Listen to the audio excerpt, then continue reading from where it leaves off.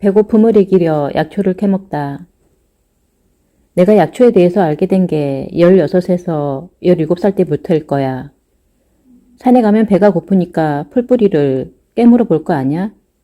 그러면 이게 독한지, 단지, 순한지, 쓴지를 알게 되지. 그런데 쓰거나 독해서 뱉더라도 물이 없으면 입을 헹구지 못해.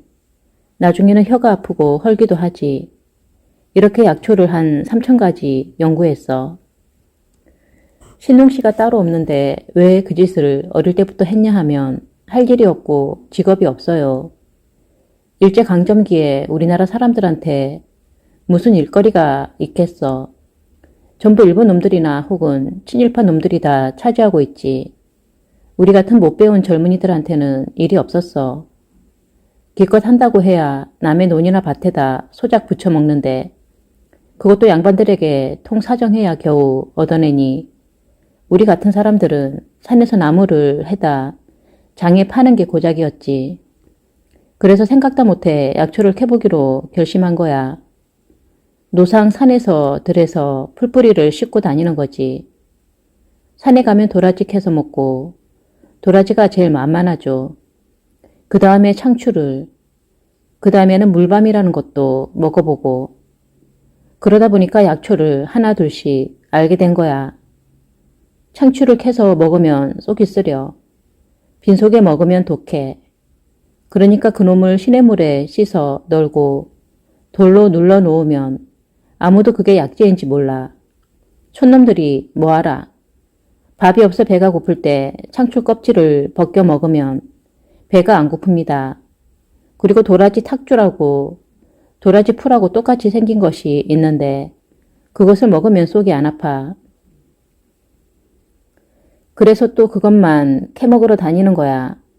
그것도 없을 때는 창추를 캐서 또 먹고 이렇게 먹어보고 독이 아니다, 맞다. 많이 먹으면 안 되는 것이구나 하고 깨닫게 됐지. 어떤 것들은 개를 먹여가면서 실험을 했어. 죽나 안 죽나. 물론 동네 사람들이 모르게 했지. 저놈이 일은 하지 않고 약초 캐다가 개나 짐승에게 먹인다고 소문이 나면 미친 짓 한다고 다들 조롱하지 않겠어? 그런데 개에게 먹일 때는 그냥 먹이지 않고 누룽지에다 조금 섞어서 주었어. 그러면 개라는 놈은 우선 냄새를 맡아봐. 왜 냄새 잘 맡는 놈을 개코라고 하잖아? 냄새를 맡아보고 사람 먹는 것은 다 먹어. 어떤 때는 개가 먹다가 핑 하고 쓰러지는 놈들도 있지. 그러면 이 약초는 사람이 먹을 때도 핑 하고 돌겠구나 하고 알게 되지. 이렇게 난 놓고 기억자도 모르는 나 같은 놈도 머리를 쓰니까 약초에 대한 해박한 지식을 얻게 된 거야. 누룽지가 아니면 찢은 명태에다 돌돌 말아서 실로 꿰매 가지고 줘. 개들도 배가 고프면 먹는 것에 환장해서 덜커덕 깨물지만 죽을 거면 귀신같이 안 먹어. 깨물었다 억하고 내버려. 한 번은 부자를 명태에 싸서 개에다 먹였는데 한참을 먹더니 개가 캑캑하며 다 토하는 거야. 그래서 부자가 아주 독한 것이구나 하고 깨달은 거지. 그런데 얼마나 독한 것인지 나도 한번 알아봐야겠다 해서 부자를 입에 넣어 질겅질겅 씹어봤지. 부자는 혀에만 대도 으르르 하니 독성이 아주 강해. 그래서 절대로 삼키지는 않고 뱉었는데 혓바닥이 얼얼하지. 이렇게 하나하나 배우다가 정 모르겠으면 약초꾼들이나 돌팔이 요원들에게 물어봤어. 실제로 이런 사람들에게 이론만 주면 아주 신이 나서 자기가 아는 약초는 다 알려주지. 자기 자랑한다고. 동네 사람이 그거 먹으면 개나 사람이나 다 죽는다. 그러면 실제로 먹여서 죽나 안 죽나 보기도 했어. 개하고 뱀하고 구렁이를 수없이 죽여가면서 실험했어. 왜냐하면 내가 쓰는 약은 일반 약이 아니라 사람이나 짐승이 먹으면 즉사하는 독약들이야. 그런데 이 독 키독이라 안 쓸 수가 없거든. 사람이 병드는 것은 독이 몸에 가득 차서 그래. 이걸 독으로 치료해야 해. 공연히 보한다고 보약을 쓰면 처음에는 낫고 기운이 뻗치는 것 같아도 몇 년 못 가요. 할아버지가 쓰는 약은 기존의 한의학에서 쓰는 약과 전혀 다르다. 하늘과 땅만큼 차이가 크다. 기존 기록과 처방에는 없는 것을 순전히 홀로 연구해서 창안해냈기 때문이다. 할아버지는 옛날 한약 가지고는 절대 지금의 병을 고칠 수 없다고 말한다. 공해, 석유, 휘발유, 아스팔트, 시멘트, 가공식품, 항암제, 사람의 입냄새 등으로 주변 환경이 심각하게 오염되었기 때문이다. 이런 것들이 합쳐서 약성을 죽여버리니 기존의 약으로는 열에 하나도 고치기가 어렵다. 석유, 휘발유 냄새는 세균 냄새와 똑같아. 사람 죽은 송장 냄새와 같은 거지. 그것들은 생명이 썩은 것이기 때문에 생명과는 상극이야. 석유나 휘발유 냄새에 닿으면 풀이나 나무가 다 죽어버려. 애들 먹는 과자에도 양잿물이 들어간다잖아. 안 들어가면 맛이 없어 못 먹는데. 그러니 그걸 먹는 아이들의 몸은 어떻게 되겠어? 이런 독소 때문에 아이들에게 알 수 없는 병들이 생기는 거야. 병원에서는 암 환자에게 항암제를 쓰는데 그 항암제가 바로 독으로 만들어진 것이거든. 근데 서양 사람들은 독으로 치료를 하는데도 법제를 하지 않아. 그러니 그 독이 정상적인 세포도 공격하여 몸 전체를 파괴해. 항암제로 암을 치료하려고 하다 항암제의 독으로 죽게 돼. 그래서 암이 현대의학으로는 잘 낫지 않는 거지. 암 환자들에게 이런 사실을 알려야 해.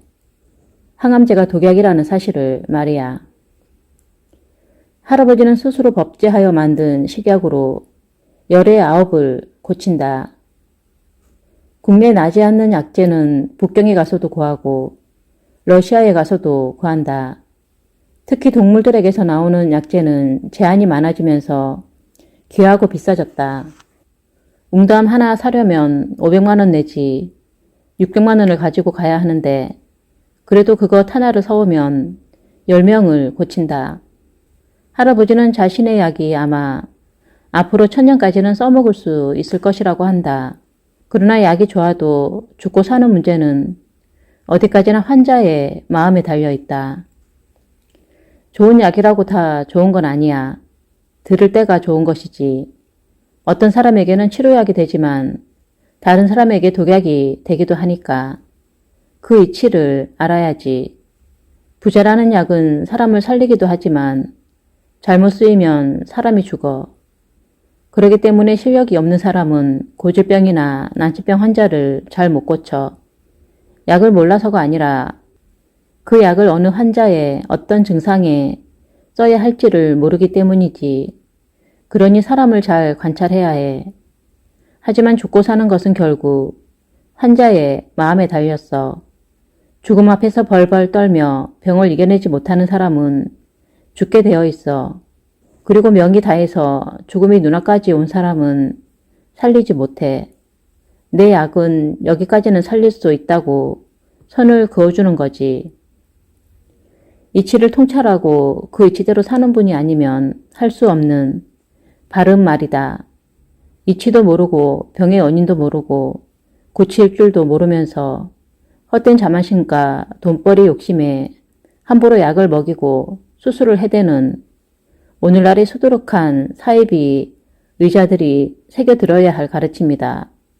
할아버지는 미국 유지에 서양 의술에 일침을 가한다. 미국 놈들은 세계를 좌지우지할지는 몰라도 앞으로 창궐할 병은 못 고쳐. 그네들이 걸린 병은 물질이 만들어내고 공해가 만들어내고 독이 만들어낸 것인데 그들에게는 비방이 없어. 그런 병에는 자연히 독약을 써야 하지.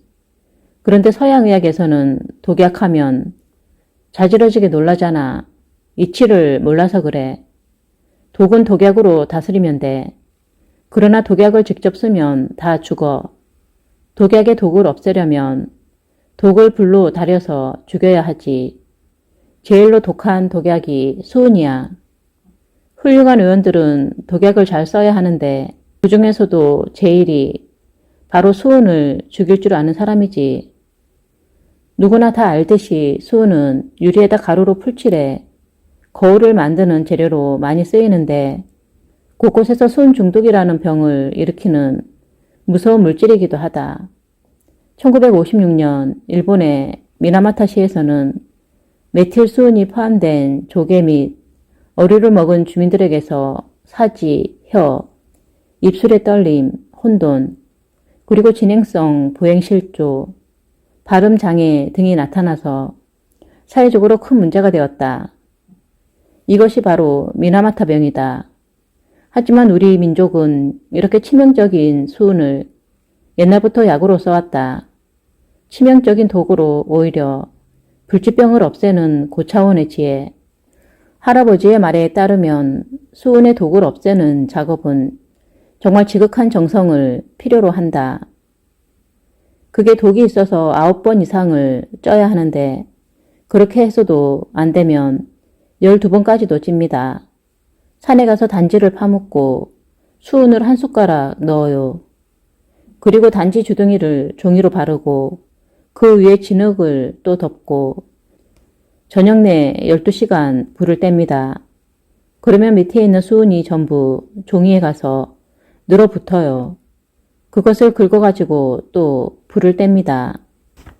그놈이 다 타면 또 올라붙고 그러니까 이런 식으로 9번을 찝니다. 그러면 보통 약재들은 9번 불로 찌면 독성이 사라지고 약성이 배가 되는데 이 수은만은 그렇지 않아요. 9번을 쪄도 독성이 죽지 않는 경우가 많이 있습니다. 수은에 독성이 남아있는지 아닌지는 인삼에 넣어보면 확실히 알 수 있어요. 인삼이 그냥 까매지면 독성이 죽은 것이고 인삼이 파래지면 독성이 안 죽은 겁니다. 이것을 말로만 설명하면 잘 몰라. 끓이면서 보여주면 8증한 것, 9증한 것, 10증한 것을 한눈에 알아볼 수 있지. 그렇게 알려줘야 알지. 그냥 얘기만 듣는 것으로는 잘 모릅니다. 그러니까 구증을 해보려는 사람이라면 이걸 제대로 배워야지. 가짜로 해서 어디 될 일인가요? 이건 해봐야 해요. 이렇게 수은의 독을 없애려면 40일을 고생해야 합니다. 지리산 같은 데 가서 바위 밑에다 굴을 뚫어놓고 비가 오거나 눈이 오거나 40일을 인내하며 독성을 없애 최고의 약을 만들면 정말 기가 막힙니다. 내가 준 약이 무슨 병이든 고친다고 소문이 자자하지요? 그 비결은 이런 각고의 노력 끝에 얻어지는 진짜 약을 쓰기 때문입니다. 산에서 딴 열매나 들에서 캐낸 약초를 가지고 약을 쓰는 것이 아니에요. 공장에서 만들어내는 화학약이나 주사약을 쓰는 것도 아니고 하늘과 땅만이 내 인고의 노력을 압니다. 약을 먹는 사람들은 효과가 좋으니 고맙다고들 하지만 사실 그 고생과 노력까지는 모르지요. 그런데 요즘은 그중을 할 줄 아는 사람이 다 좋고 없으니 이 노릇을 어찌해야 할지 모르겠어요. 법제한 수은은 갑상선에 특효가 있다고 한다. 갑상선 기능의 항진이나 저하는 물론 갑상선 암까지 수은 한 방이면 끝난다. 양약은 갑상선 기능 항진이나 저하를 완치하지 못하고 증상을 조금씩 가라앉힐 뿐이다. 의사들도 갑상선 약의 부작용은 잘 설명해주지 않고 그저 평생 팔자려니 하고 약을 먹으라고만 권한다. 갑상선암을 수술로 떼어버리고 마니 그게 어디 치료입니까? 고장나고 아픈 데를 다시 살려내야 치료지. 떼어버리면 사람을 2번 잡는 것이나 다름없어요. 왜냐? 치료법을 모르기 때문입니다. 수은 법제한 것 한 방이면 끝납니다. 십이지창, 등창, 연두창 등의 창증에도 수은을 사용하지 않으면 못 고칩니다. 또한 법제한 수은을 인삼에 놓고 녹용과 함께 달이면 각기병, 토질병, 수질병에 특효가 있습니다. 인삼에 수은을 넣을 때는 반드시 구증해서 독성을 빼야 합니다. 그렇지 않고서는 효과가 없을 뿐만 아니라 잘못하면 사람도 죽습니다. 나는 구증을 한 후에 그것을 쥐를 잡아다 먹여보면서 독성의 세기를 가늠해요. 어떻게 하냐면 쌀을 불려 물을 따른 다음에 그 물에다 독물을 넣고 다시 불린 쌀을 넣으면 쥐가 아주 잘 먹어요. 쥐가 그 쌀을 먹고도 아무 이상이 없으면 이것은 병만 치료하고 사람에게는 전혀 해가 되지 않는 약이 된 거예요. 만일 쥐가 죽으면 이 약은 아주 조심해서 소량만 쓰도록 기억해 둡니다. 요즘은 다들 쥐 실험을 많이 한다는데 나는 벌써 80년 전부터 쥐를 가지고 독성을 실험해 왔어요. 쥐로 실험을 해야 시비가 없잖아요. 할아버지는 열악한 환경 속에서도 자신이 얼마나 약에 대해 철저히 검증하고 실험을 했는지를 털어놓으며 자신에게 족쇄를 채운 의료법에 대해 편한 심기를 드러낸다. 지금 내가 약을 썼다 해서 재판한 것 아닙니까? 내 죄명이 뭡니까? 내가 독약을 써서 사람을 더 아프게 하거나 죽였으면 벌을 받아도 아무 말 못합니다. 그러나 나는 숱한 실험으로 완성한 약만 써요. 어느 누구도 쓰지 못한 독약을 치료약으로 개발했으니 나라에서는 오히려 상을 주어야 해요. 신약 하나를 개발하기 위해 수백억 원씩 투자한다고 하는데 내게는 고질병을 고치는 비방이 이미 수백 개 있습니다. 내가 지은 약은 미국 약도 아니고 일본 약도 아니고 또 우리나라 전래의 약도 아닙니다. 직접 수십 년간 자연의 이치를 관찰하고 공부해서 터득한 원리로 만든 약입니다. 약대를 나오지 않았으면 자연의 이치를 관찰하거나 공부하지도 말라는 건가요? 지금 우리 약사법이 그렇게 되어 있어요.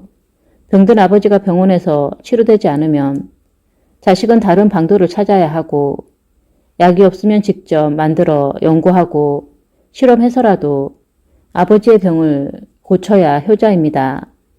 그렇게 한 사람을 고치면 그것이 소문이 나서 여러 이웃의 병도 함께 고치는 것입니다. 내가 그렇습니다.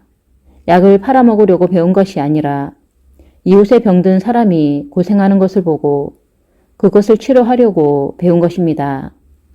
그렇기 때문에 나는 어느 누구 밑에서 배운 적이 없습니다. 나 혼자서 배운 것이지요. 주변에 아픈 사람이 있으면 안타까운 마음을 내고 자기 집에 치료약이 있으면 아까워 말고 갖다 주어야지요. 더러운 소똥이라도 약으로 쓰일 수만 있다면 모아서 전해주어야지요. 그것이 인정이고 인술입니다. 근데 요즘에는 사람 고치는 일이 인술이 아니라 상술입니다. 병을 가지고 장난치고 위협해서 돈을 벌어먹는 세상입니다. 의료계든 법조계든 환자부터 보호하려는 마음을 찾아볼 수가 없어요. 우리 국민은 그것을 잘 알아야 합니다. 당하고 나서 아무리 울어도 소용없습니다. 이미 의료법이 그렇게 되어서 문제가 생겨도 의사들은 다 빠져나가고 환자들이 전부 물어내게 되어 있어요. 병이라도 고쳐놓고 돈을 달라는 거면 이렇게 화가 나지도 않지요. 어떤 사람은 할아버지가 일제강점기에 침구사 면허라도 따놨으면 지금의 재판에서 선처가 되지 않았겠냐고 말하기도 한다. 하지만 할아버지는 하나에 능통하기도 어려우니 한 우물만을 팠을 뿐이라고 대답한다. 한 번은 김제에서 서울까지 걸어가다가 한 친구를 만났는데 그 친구도 돈이 없는 빈털털이라 둘이 줄임배를 참으며 이 이야기 저 이야기를 하는데 이 친구가 길 가다가 다리 접질린 놈을 만나면 배부르게 실컷 얻어먹을 수 있는데 한단 말이야. 그래 나도 그 실력이 얼마나 되는지 궁금하다며 어느 마을이 되었든 다리 못 쓰는 놈을 하나 찾아보자 그랬지. 본래 아무리 어려운 때라도 사람 고치는 의원은 배를 골치 않아요. 아픈 사람을 고쳐주면 곡식이라도 가져다 주거든. 그런데 마침 마을 어귀에 도착해서 보니까 개울 저편에 한 사람이 발을 붙잡고 쭈그리고 있는 거야. 개울을 건너다가 발을 삔 모양이구나 옳다구나 하고 그 친구가 징검다리를 불이 나게 건너간단 말이야. 나도 잽싸게 뒤따라갔지. 보니까 발이 접질러서 퉁퉁 부었어. 요즘 같으면 구급차를 부르고 호들갑을 떨면서 병원에 실려갔겠지만 그때 그런 것이 어딨어. 침쟁이에게 가서 침을 한 방 맞는 게 전부지. 근데 그 친구가 자신을 침쟁이라고 소개한 후 고쳐주겠다고 하니까 물에 빠진 놈 지푸라기도 잡듯이 고쳐만 주면 톡톡히 살해하겠다고 그러는 거야. 그 친구는 나를 쳐다보며 씩 웃고 눈을 끔적였어. 우리가 바라던 대로 실컷 얻어먹게 되었다는 신호였지. 그러더니 침통에서 장침을 하나 꺼내서 발등 부은 곳을 푹 찔러. 그리고 그걸 발바닥까지 밀어넣어 뽑아내는 거야. 다른 침으로도 역시 새끼 발가락과 넷째 발가락 사이를 푹 찌르더니 다시 발바닥까지 밀어놓고는 이제 됐소. 수분 내 통증에 가라앉고 부기가 빠져 걸을 수 있을 것입니다. 하더란 말이야. 나는 본래 약쟁이라 침을 못 놔. 남 찌르는 것이 무서워. 그런데 그 친구는 천연덕스럽게 눈 하나 깜짝하지 않고 삔 발을 쉽게 찔러. 얼마 후에 삔 발을 놀려보더니 통증이 없어진 모양이야. 정말 발이 아프지 않다고 하는 거야. 그리고 한 10분이나 됐을까? 이번에는 퉁퉁 부었던 발에 붓기가 싹 가셨지. 그제야 내 친구는 장침을 조심스럽게 하나씩 빼고 걸어보세요 하는 거야. 약간 절룩거리긴 하지만 그래도 잘 걸어.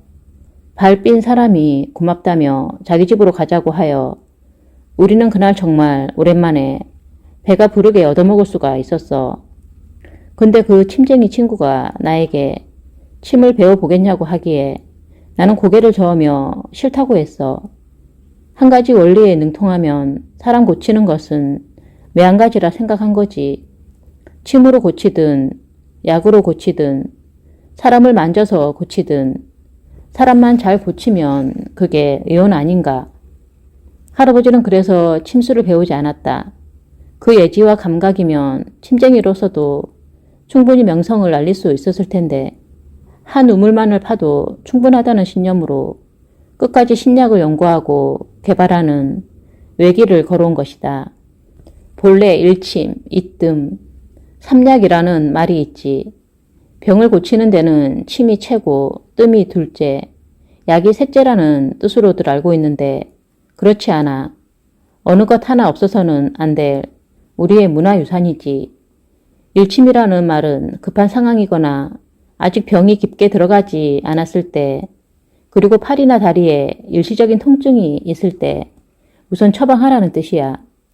이 뜸은 병이 좀 더 깊이 들어갔을 때 뜸을 들이듯이 장기간 치료하라는 뜻이고, 삼약은 병이 깊숙이 내장 속까지 들어갔으니 이때는 약을 먹어서 확실히 빼내야 한다는 말이지. 어느 것이 더 훌륭한가를 따지는 것이 아니라 병을 치료하는 순서를 말하는 것이야. 다들 저 잘났다고 하는 세상이니 침쟁이는 자기 침이 제일, 뜸쟁이는 자기 뜸이 제일, 약쟁이들이 꼭 자기 약을 먹어야 듣는다고 하지. 얘 선조의 속뜻을 모르는 의원들이야. 나는 침이나 뜸으로 치료할 수 있는 환자들에게는 절대 약을 쓰질 않아. 그리고 약을 먹어 독이 오장육부에 다 빠졌으면 밥으로 잘 보양하라고 하면서 더 이상 약을 주지 않아요.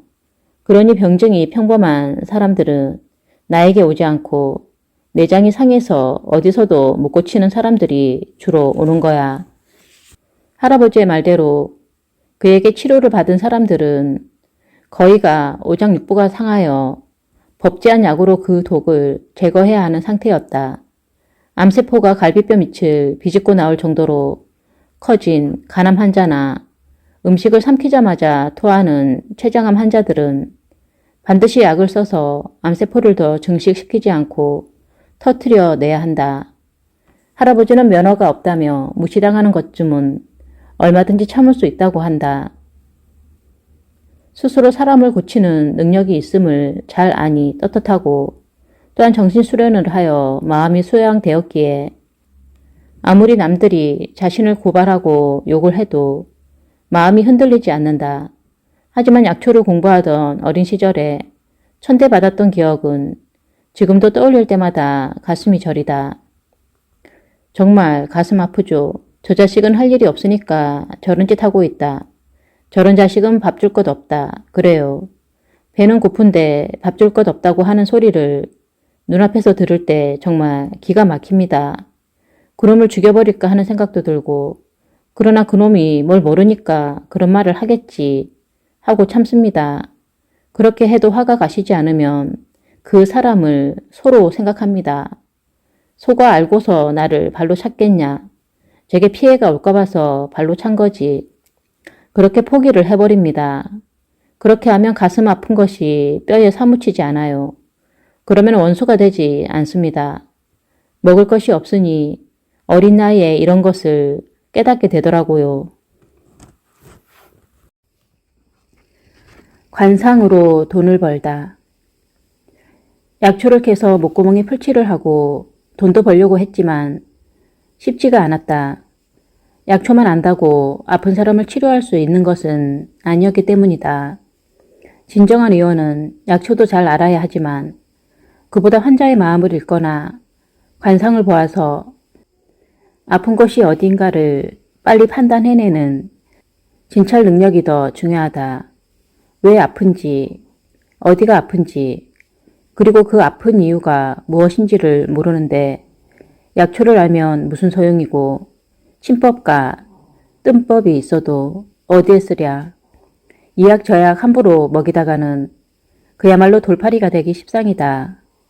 그래서인지 하늘은 할아버지에게 손금과 관상을 보아 환자의 마음을 읽는 법을 가르치려 했다. 손금 보고 점치는 것을 나는 18살 때부터 배웠어. 사람은 자신이 어떻게 될지가 궁금하지만 겁도 많아. 그래서 조금이라도 아는 척을 하면 엉덩이를 바짝 들이밀고 달려들지. 그때 약간 거짓말을 해주면 감쪽같이 넘어온단 말이야. 물론 손금이든 점이든 기본 가락을 알고 있어야지. 박자도 못 맞추면서 노래할 수는 없잖아. 손을 쫙 펴서 한눈에 생명선과 재물선을 읽어주면 사람들은 웃으면서 맞아요 그런단 말이야. 거기에 감정선, 두뇌선, 건강선을 읽어나가면서 과거와 현재, 미래를 이야기해주면 기가 막힌다고 하지. 손금은 이제까지 과정이야. 좋으면 더욱 노력하여 그 손금이 말하는 대로 실현하면 되고 나쁘더라도 그것을 고치려고 노력하여 재난을 면하면 돼. 삶의 방식을 올바로 바꾸라고 충고하는 것이 손금이거든. 생명선이 짧은 사람에게 일찍 죽겠다고 말해주는 놈이 어딨어. 그런 놈은 욕을 먹어도 싸지. 생명선이 짧은 사람에게는 건강을 조심하고 과로를 피하고 너무 스트레스 받지 말고 많은 것을 내려놓고 살라고 충고해야지. 재물이 많이 들어오는 손금이라도 돈이 많이 벌 손금이라고 말하면 50점짜리야. 손금이 이렇게 좋으니 열심히 일하면 돈이 많이 벌릴 것이라고 해야지. 그리고 더불어 이웃과 함께 나눌 계획도 세워야 정말로 돈이 들어온다고 귓속말로 또 얘기해야 해. 돈을 쓸 계획이 없는 사람들은 돈을 벌지 못해요. 무조건 돈만 벌면 좋겠다는데 그렇게 벌어서 뭘 어쩌겠다는 거야. 그저 일신상에 영달 많게 하고 자기 자식들과 쿵짝거리며 배 터지게 먹으려고만 한다면 돈도 쉽게 벌리지 않고 들어온 돈도 쉽게 날아가 버려. 그래서 요즘 땅값 올라 벼락부자가 된 사람들이 자식과 원수되고 형제자매끼리도 싸우며 저주하며 살잖아. 안 될 일이지. 돈을 벌어도 가난한 사람들과 함께 나누면서 살 계획을 세우면 그 사람은 가문 대대로 부자가 될 수 있어. 관상도 마찬가지예요. 상이 좋지 않다는 것은 현재 마음먹은 일이나 하려고 하는 일이 하늘의 이치에 어긋났다는 뜻이야. 얼굴은 바로 얼이 들어있는 곳이니까 하늘의 이치가 담겨 있거든. 그러니 하늘의 섭리에 맞지 않고 남을 속이거나 악한 일을 계획하고 있다면 얼굴에 나타나지. 조금만 마음을 내어 신경을 쓰고 살피면 다 나오게 되어 있어. 상이란 모양의 생김새를 말한다. 사람뿐만 아니라 모든 생명과 물질에는 형상이 있다. 그 형상에 따라 좋고 나쁨이 결정되고 수명이 결정되며 회복이 뒤따른다. 예를 들면 도예가가 구워낸 도자기가 모양과 색이 좋으면 애호품이 되어 높은 가격에 팔리고 귀하게 대접받지만 볼품이 없고 거칠며 색이 좋지 않을 때는 헐값에 팔리거나 아예 그 자리에서 깨져버리는 운명을 맞게 된다. 사람도 마찬가지다. 얼굴이나 몸이 단아하고 추리하게 생긴 사람들은 귀인 대접을 받아 성공하기 쉽고, 인상이 험하고 거친 사람은 특별한 재능을 가졌더라도 남들로부터 신임을 얻지 못해 성공하기가 힘들다. 그러나 상이 아무리 좋든 나쁘든 간에 마음을 어떻게 쓰는가에 따라 운명이 바뀌는 법이니 상에만 매달릴 일은 아니라고 할아버지는 충고한다. 예부터 사주는 상만 못하고 상은 마음의 쓰임새를 당하지 못한다는 말이 있어. 아무리 사주와 상이 좋아도 심상이 좋아야만 그 운을 받을 수 있다는 거야. 또 아무리 사주와 상이 나쁘더라도 심상을 바르게 쓰면 복을 얻을 수 있다는 말이지. 결국 인생은 마음 쓰기를 잘해야 복을 얻을 수 있어. 그러니 마음 공부에 힘을 써야 하고 늘 겸손하도록 노력해야 해.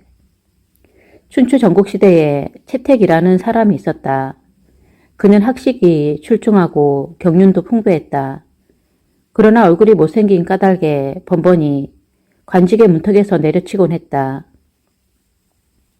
자신의 학식과 경륜이면 틀림없이 출세할 것이라 믿었던 채택은 황금을 마련하여 낙양의 소양을 찾아가서 자신의 운명에 대해 봐달라고 청했다. 당시 소양은 신이 내린 상쟁이라고 소문이 자자했던 인물이었다. 소양은 채택이 가지고 온 황금을 챙겨 넣은 뒤 갈비운견에 목불인견이구나 하고 말하며 고개를 설레설레 흔들었다. 납작코에 어깨는 곰처럼 툭 솟아나왔으니 차마 똑바로 쳐다볼 수가 없다는 뜻이다. 채택은 가슴속에서 화가 치밀었으나 분을 삭히며 조용히 다시 물었다. 그렇다면 저는 앞으로 아무 일도 할 수 없겠습니까? 소양은 껄껄 웃으며 딱 잘라 말했다. 그 얼굴을 가지고 무엇을 하겠소? 이에 채택은 자신의 경험으로도 도무지 벼슬길은 열리지 않을 듯하여 포기하는 마음으로 자신의 수명이 얼마나 남았는지를 물었다. 그 말을 들은 소양은 한참 채택을 바라보더니 그 몰골에 명줄은 대단히 또 길다고 하면서 한 40년은 무난할 것이라고 답했다. 채택은 공손히 인사하고 말없이 그 자리를 떠났다. 집으로 돌아온 채택은 벼슬의 꿈을 포기하고 시골로 낙항하기 위해 전 재산을 정리했다. 그런데 그러던 차에 나라에 큰 비가 와서 홍수로 많은 사람이 죽고 이재민이 생겼다. 이때 채택은 자신의 재산을 수재민을 위해 아낌없이 내놓았다. 그로 인해 그의 자비로움이 사방으로 퍼져나가 그는 하루아침에 훌륭한 인사로 소문이 나게 되었다. 이 소식은 초나라 소왕의 귀에까지 들어갔고 채택의 학식과 경륜이 뛰어남을 알게 된 소왕은 그를 재상으로 삼았다. 이에 채택은 평소에 닦아둔 기량을 한껏 발휘하며 40년 동안이나 권세를 누렸다. 작은 것을 버려서 큰 것을 얻고 남의 어려움을 도와서 상에 정해진 운명을 바꾸었던 것이다.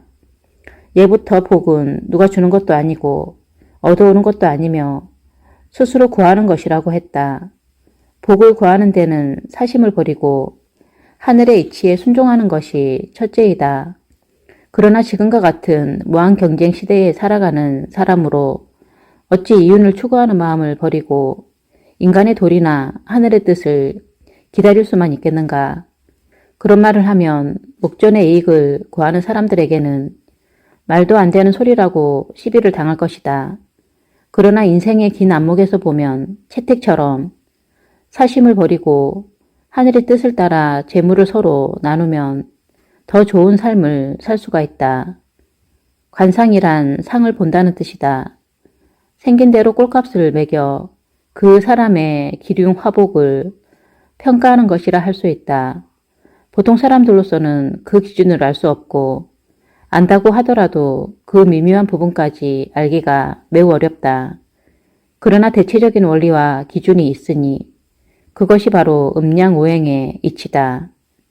이 이치를 깨닫고 그 원리에 맞추어 사람을 보아 부족한 부분과 지나친 부분을 찾아내고 그 모양과 색깔의 변화를 읽어내야 상쟁이의 자질이 있는 것이다. 주마간산으로 얼핏 본 것만 가지고 상을 보면 자칫 실수하기가 쉽고 또 마음속에 감추어진 심상은 전혀 읽어낼 수가 없다. 할아버지는 자신이 상쟁이로서 최선을 다하기 위해 얼마나 노력했는가를 설명한다. 관상을 볼 때는 아침을 굶고 봐야 해. 밥을 먹으면 호흡이 가빠서 제대로 상을 볼 수가 없어. 배를 비워 정신을 맑게 한 후에 아침 햇살이 얼굴을 비추어오면 그 얼굴의 형색이 드러나게 되어 있지. 정성을 다해서 보게 되면 마음에서 상을 얻게 되는 거야. 그런데 관상쟁이는 말을 잘 해야 해요. 하나부터 10까지 말을 잘 해야 관상 보는 사람의 마음을 잡는 거야. 본대로 다 말해버리면 어떻게 해? 난처한 경우도 많거든. 가령 사기칠 마음이 있고 그런 계획을 추진하는 사람의 상을 보았을 때 너 사기꾼이지 하고 말하면 그 사람이 가만히 있겠어? 나를 죽여버리겠지. 그러니 지혜롭게 말을 잘 해야 해. 할아버지는 손금, 점술, 관상을 공부하기 위해 많은 시간을 들였다. 어린 시절에 등창으로 죽을 고비를 견디며 살았던 경험과 인내는 타고난 직관에다 침착함을 더해주었다. 그러자 사람들 사이에 장병두라는 이름이 오르내리기 시작했다. 그러나 돈을 벌기 위해서는 좀 더 널리 알려질 필요가 있었다. 사람들 사이에서 소문이 나야 해. 그래서 나는 깨를 냈지. 백정들을 돈 주고 사서 여기저기에다가 아무개가 점을 잘 본다고 선전하게 한 거야. 백정들은 자기들끼리 아주 의리 있게 잘 뭉치지. 처음에는 몇 사람이 모인 곳에서 나를 선전하게 하다가 나중에는 큰 장터에서 장병두라는 사람이 관상을 잘 본다고 선전하고 그러다가 전주, 천안, 수원까지 올라가서 여기 장병두라는 기가 막히게 관상을 잘 보는 사람이 어디 사느냐고 물어보며 돌아다니게 한단 말이야. 그렇게 되면 서울에서도 나를 찾는 사람이 생겨. 그 당시 백정들은 천한 직업이었지만 돈은 많았어. 소를 잡아서 파는데 이익이 많이 남았지. 그런 백정들에게 아버님, 어머님 하면서 듣기 좋은 말로 점을 쳐주면 아주 좋아하지. 잘 된다는데 싫어할 놈이 어디 있겠어. 좋은 소리 해주고 아들 잘 된다, 부자 된다고 말해주니 나를 용한 점쟁이로 대접하지. 근데 백정들이니까 솥값에 가장 관심이 많아. 그래서 솥값을 미리 점쳐주는데 이게 아주 잘 들어. 1월에는 솥값이 떨어지니까 그때 가서 소를 사라고 충고해주면 실제로 1월에는 솥값이 최하로 떨어져. 그럼 내 말을 믿고 소를 10마리 사도 그리고 솥값이 최고로 올라갔을 때 소를 팔라고 또 점을 봐줬지. 이익이 많이 남으니까 백정들 부인들은 항상 나에게 와서 점을 봤어. 우리 집 앞은 그런 사람들로 들끓었어. 내가 말한 대로 하면 돈이 막 벌리고 아픈 사람 역시 내가 약만 지어주면 나으니까. 나를 아는 사람들은 나를 보면 서로 자기 집으로 들여서 밥도 먹여주고 잠도 재워주고 나가려고 하면 주머니에 돈을 넣어줘. 그래야 자기들이 뭔가를 결정하려고 할 때 내 도움을 받을 수 있으니까 평소부터 잘 대해주는 거지. 상통천문, 하달지리라고. 실제로 나는 주역을 공부해서 천문과 지리에 통달했어. 무조건 거짓말을 한 게 아니야. 하늘을 쳐다보면 천문을 알게 되고 땅을 보면 물이 어디서 나올지를 알게 되지. 비가 오지 않으면 우물을 파야 하는데 물 나오는 곳을 척척 알아내어 파는 곳마다 물이 솟구치니 많은 사람들이 내 신통력에 놀랐던 거야. 그러니 산세를 볼 줄도 알아야 하고 음양오행, 금목수화토를 깨워야 해. 금목수화토를 몰라가지고 어떻게 사람을 점을 치고 어떻게 사람을 고칠 수 있겠어. 육경신 수련으로 귀신들의 자취도 알게 되고 음양의 상대성의 원리로 자연의 이치를 통달하니 할아버지는 사람이 죽고 사는 문제도 알게 되는 경지에 이르렀다. 한 번은 김제에서 조재남이란 사람을 만나게 된다. 조재남에게는 조재두라는 형이 있었는데 김제에서 손가락 안에 드는 만석군이었다. 그런데 동생 재남은 미두를 하는 바람에 큰돈을 벌지는 못했고 그저 놈 아직이나 조금 있는 형편이었다. 미두란 오늘날의 증권과 같이 그날그날의 시세에 따라 쌀을 사고 팔아서 그 이득을 챙기는 장이었다. 마침 장병두가 김제에 갔더니 난장이 벌어졌다. 난장은 소나 광목을 걸고 벌이는 씨름 시합인데 공식적인 허가가 있는 도박장이었다. 이렇게 난장이 선 날이면 각 마을에서 돈 좀 있다는 부자들이 모여들어 돈을 걸곤 했는데 할아버지는 그때 조재남과 처음 만나게 되었다. 할아버지에게 신기가 있음을 직감한 조재남은 미두를 자세하게 설명해주면서 미두의 시세를 예견할 수 있는지 물었지만 그런 시세는 변화가 너무 많아 알기가 어렵다는 대답에 그러면 기왕 왔으니 씨름판에나 한번 나서보라고 권했다. 그렇지 않아도 서울로 돌아갈 차비를 구해야 하던 차에 씨름에서 이기면 쉽게 해결되겠구나 생각하고 할아버지는 시합에 나섰다. 실제로 체구가 날려뱉은 터라 애기 씨름에는 자신이 있었다. 그러나 돌다리도 두드려 가라는 말처럼 난장의 씨름 선수로 참여하는 사람을 조재남에게 소개받아 조언을 듣고 미리 연습도 해보았다. 드디어 난장이 열린 날 할아버지는 여러 선수들을 물리치고 결승까지 올라왔다. 이제 한 명만 이기면 40자에 60자 되는 광목이 손에 들어오게 된다. 그런데 결승에 올라온 상대를 보니 지난번에 충고를 해주었던 바로 그 선수였다. 할아버지는 오른발로 상대방 왼발을 감아 쓰러뜨리려 했지만 오히려 상대방의 힘에 밀려 주저앉고 말았다. 차비로 쓰려 했던 광목은 이미 물 건너갔다.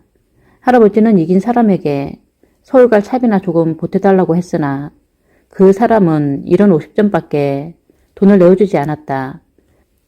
그때 서울 가는 기차값은 2원 80전이었다. 속이 상했지만 조재남이 나머지 돈을 보태주어서 겨우 차표를 끊게 된 할아버지는 그 보답으로 조재남의 상을 읽어주었다. 당신은 내년 7월 23일, 그러니까 음력 6월 초하룻날 1시에 물에 빠져 죽을 상이니 내가 하라는 대로 하지 않으면 안 된다고 말했지. 그런데 조재남이 화가 나서는 멀쩡한 자기에게 물에 빠져 죽는다고 했다고 길길이 뛰면서 나를 경찰서로 끌고 갔어. 아차, 말 실수를 했구나 생각했지만 이미 송아지는 물 건너간 꼴이지. 먹여주고 재워주고 서울 갈 차비까지 마련해줬더니 이놈이 나보고 6월 초하룻날에 물에 빠져 죽는다고 했다면서 형사 앞에서 이런 놈은 유치장에 가둬서 콩밥을 먹여야 한다고 소리를 막 질러대잖아. 형사들의 만류로 간신히 조재남의 손에서 벗어났는데 발 없는 말이 천리를 간다고 이미 김제 시내에 소문이 쫙 퍼졌어. 정말 7월 23일에 조재남이가 물에 빠져 죽는지 사람들의 관심이 집중된 거야. 그러나 할아버지는 조재남이 듣거나 말거나 자신이 본 관상대로 피할 방법을 알려주었어. 300원을 준비해서 10원짜리 30개로 만들어 놓고 광목 5통과 쌀 3가마니를 그날 장에 오는 사람 중에 가장 가난해 보이는 사람과 거지에게 적선하라고 일러주었던 것이다. 할아버지가 김제를 떠나 서울에서 지내는 동안 정말로 조제남이 물에 빠져 죽었다는 소문이 들려왔다. 개천을 건너다가 자전거 앞바퀴가 그만 나무다리에 썩은 곳에 끼어 넘어지는 바람에 떨어졌는데 강물이 불어난 데다 수영도 잘 하지 못해 심장마비로 죽고 말았다는 것이다. 할아버지의 예언이 정확하게 들어맞자 김제는 그 이야기로 술렁였다. 꼬리에 꼬리를 물고 소문은 무성해졌고 살이 덧붙어 도인이니 산신령이 붙었니 하는 이야기까지 돌았다. 한편에서는 조제남이 1시에 죽는다고 했는데 실제 조제남이 죽은 시간은 5시니까 예언이 다 맞지는 않았다며 시간까지 따지는 사람들도 있었다. 어쨌거나 할아버지는 이 일로 점쟁이로 명성을 날리기 시작했다. 할아버지는 이런 소문을 다 듣고 있으면서도 오히려 행동을 조심했다. 섣불리 움직이면 더 잡다한 소문이 돌아 돈을 벌기가 힘들어질 수도 있기 때문이었다. 가만히만 있어도 한 해 농사가 다 끝나는 정월달쯤이 되면 부자들이 서로 자기 집에 와달라고 아우성칠이라는 계산이었다. 그때 김제에서 돈 많이 벌었지. 그때 돈으로 900원은 될 거예요. 그때는 부르는 게 값이야. 10원을 내놓으라면 30원을 내놓았고 그 돈으로 논을 8마직이나 샀어. 우리 할아버지, 아버지 때도 그만한 땅을 가져본 적이 없는데 나는 순식간에 그런 돈을 번 거야. 할아버지는 그 시절이 좋았는지 얼굴에 웃음을 띠며 계속 말을 이었다. 한 번은 광산하는 사장이 왔어. 자기 광산에 금이 어디에 많이 박혔냐고. 그래서 내가 광산 지도를 가지고 오라고 했지. 지도만 보고도 어디에 금이 많이 있는지를 알았으니까. 그 지도를 보면서 이 산 중턱에 올라가면 바위가 3개 있을 것이고 그 바위를 드러내고 거기서부터 땅을 파보면 금맥을 찾을 수 있을 것이라고 말해주었어. 내 말은 적중했고 그 사장은 금을 캐서 벼락부자가 됐지. 물론 나에게도 큰 돈을 주었어. 이렇게 이름이 알려진 할아버지는 소문을 타고 서울에 입성하게 된다. 여러 사람들의 소개로 조금씩 관상을 보던 중 한 번은 박흥식이라는 사람의 소개로 백아무개의 집에 불려갔다. 그는 동대문 일대에서는 가장 부자로 소문난 사람이었다. 그 집에 도착하자 하인의 안내로 여주인 앞에 서게 되었는데 할아버지는 그때의 떨리는 심정을 이렇게 전한다. 관상쟁이는 부자들에게 소문이 나야 돈을 벌어 가난한 사람은 하루 벌어 하루 먹기 때문에 자신의 운명이나 관상에 관심이 없고 또 운명이나 팔자를 굳이 알려고도 하지 않지. 어쩌다 상을 봐달라는 사람이 있어도 거마비도 시원치 않고 또 가난하니까 딱히 봐줄 상도 없단 말이야. 복도 지질이 없는 상이라고 하면 싸움이 일어나지. 자연히 돈 없는 사람들은 잘 안 만나게 돼. 그런데 백아무개는 장안의 거부야. 이런 집에서 불렀을 때 잘 봐서 맞추지 않으면 상쟁이로서의 일거리도 끝이야. 그래 조심스럽게 들어갔는데 열주인이 자기가 아니라 딸의 상을 봐달라고 하거든. 딸 앞에서 숨을 죽이며 상을 보니 이 딸이 아기를 가진 상이라. 시집을 간 것 같지는 않은데 아기는 분명히 있으니 이것을 어떻게 말해야 할지 아주 난처하단 말이야. 딸이 아이를 가졌다고 본대로 말하면 남의 딸 혼삿길 막아놓는 놈이라고 하인들에게 문매를 맞을 것 같고 그렇다고 거짓말로 둘러댔다가 나중에 임신한 사실이 드러나면 상도 제대로 볼 줄 모르는 놈이라고 낙인 찍히잖아. 그러면 부자들 사이에서 더 이상 상쟁이 노릇을 할 수가 없으니 이게 진퇴양난이라. 어서 본대로 말하라는 부인의 재촉에 나는 우물쭈물거리면서 먼 산을 바라보고 그냥 시부렁댔지. 아기는 있는데 누구의 씨인가. 이 집안이 흥하려면 그 씨를 잘 보존해야 하는데 내 소리를 못 들었는지 주인 여자가 무슨 소리냐고 재차 물어. 나는 계속 똑같이 시부렁댔어. 실제로 딸의 얼굴 눈밑 와잠에 홍기가 있어. 내가 보기에는 분명히 약 2개월 된 아기가 들었거든. 관상쟁이가 그것도 못 볼 수는 없지. 그러나 이것도 말해야 할 때가 있고 넘어가야 할 때가 있는 거지. 부인이 변변하지 못한 내 말에 눈을 앞뒤로 홀기며 박흥식이 보고 날 데리고 나가라고 하더군. 나도 어려운 자리라서 빨리 피하고 싶었지. 그런데 상봉값을 못 받아왔잖아. 소개한 박흥식이라는 놈도 무슨 상을 그렇게 보아 사람 난처하게 하느냐고 야단을 치고, 그래서 나도 화가 나서 내가 그 부인에게 전화를 걸어서 그 딸의 경도가 언제 끊겼었는지 물어보라고 했지. 박흥식이는 어떻게 자기가 딸의 경도를 묻겠냐고 또 따져. 그럼 내가 해야 되는 거냐고 나도 소리를 지르니까 박흥식이가 상황 판단을 해보더니 진짜 전화를 해본 거야. 그 부인은 박흥식의 이야기를 고분고분히 듣고는 딸에게 가서 경도가 언제 끊어졌냐고 물어봤지. 근데 그 말에 마음이 찔리고 겁에 질린 딸이 울먹거리니까 재차 다그친 거야. 혹시 지난달에 자기 집에 왔던 총각하고 잤느냐고. 딸이 그렇다고 대답하자 난리가 났지. 다음날에 박흥식이 다시 전화를 걸어 관상쟁이를 데리고 간다고 하니까 어서 모셔오라고 하면서 아주 기빈 대접을 하더니 상좌에 앉혀 제발 해결 방도를 알려달라고 하기에 그 총각의 집안을 물어보니 괜찮단 말이야. 딸도 좋아하는 듯 하니 임신한 사실을 숨기고 빨리 식을 올리면 가문의 수치는 모면할 것이라 충고해 주었지. 그러자 고맙다며 10원짜리로 10장을 세어 봉투에 넣어주더군. 그때 쌀 한 가마니가 30원 할 때니까 미국 세 가마니 값 아닌가 큰돈이었지. 그 후부터는 내가 약점을 알고 있어서인지 돈이 떨어질 때마다 그 집에 가서 이리 오너라 하면 안주인이 버선발로 뛰어나와 나를 맞고 집안의 여러 문제를 상담했지. 그러고는 항상 30원 이상의 돈을 지어줬어. 그렇게 해방이 될 때까지 그 집을 드나들었어. 물론 그 집은 나 때문에 해방되고서도 떵떵거리며 살았지. 지금 내 처지를 그때 양반들이 알았다면 아마 물심양면으로 도왔을 거야. 요즘은 이기적이라 자신만 알아. 할아버지는 관상뿐 아니라 운기도 공부해서 자연의 변화까지 예측했다. 어느 해는 유난히 비가 올 것이며 어느 해는 어떤 농작물이 잘 될 것이며 또 어느 해 여름은 냉해를 입어서 벼농사가 안 될 것이라는 등의 이야기를 지나가는 말로 하면 그것을 알아듣는 사람들은 할아버지의 충고를 따라서 농사를 짓거나 사업을 꾸려 성공하는 일이 많았다. 한 번은 최창익이라고 금을 파는 사람인데 나에게 왔어. 자기 광산에서 어디가 금이 많이 나올 수 있냐는 거야. 근데 내가 운기를 보니까 여름에 큰 장마가 올 것 같아. 그래서 장마가 오니까 금 파는 일을 중지하고 대비하라고 했지.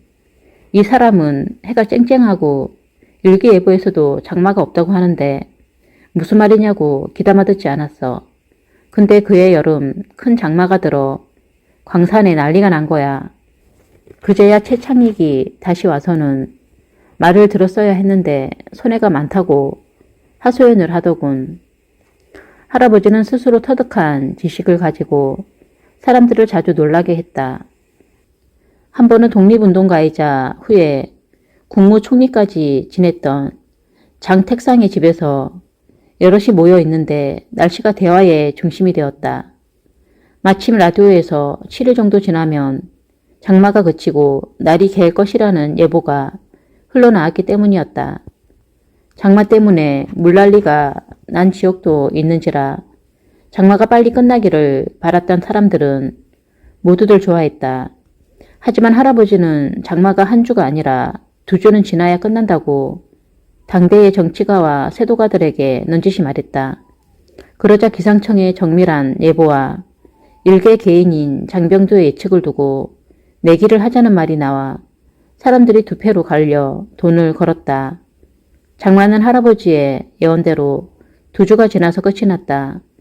사람들은 할아버지의 귀신 같은 예지력에 혀를 내둘렀다.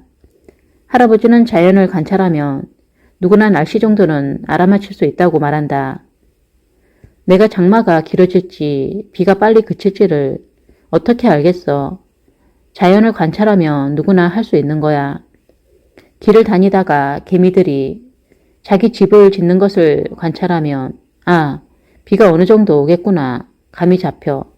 개미들이 살던 집을 떠나 높은 곳에 집을 새로 지으면 아, 이번 여름에는 장마가 길고 비가 많이 오는구나. 물난리가 나면 다 죽으니까 미리 집을 옮기는구나 아는 거지. 들이나 산을 다닐 때 개미들을 유심히 관찰해 보니까 알겠더라고. 어느 정도 높은 곳으로 이동하는지 보면 비가 얼마나 오고 며칠간 이어질지도 미리 알 수 있지. 이런 예언을 보고 장택상은 어찌 그렇게 정확하게 비가 오고 그치는 날짜까지 맞출 수 있느냐고 묻곤 했다. 할아버지는 그럴 때마다 그저 지나가는 말로 한마디를 했을 뿐인데 그것이 맞았다고 너스레를 떨었다.